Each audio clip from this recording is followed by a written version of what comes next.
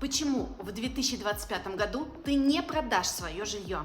Думаешь, дело в стоимости или растущей ставке по ипотеке? Нет.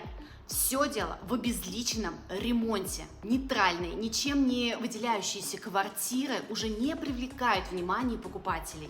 Делать акцент за счет вазочек и ярких подушек уже совсем недостаточно для выделяющейся квартиры, которая будет привлекать внимание. Только посмотри, как можно это сделать действительно стильно. Главная задача интерьера сейчас это выделяться на фоне конкурентов.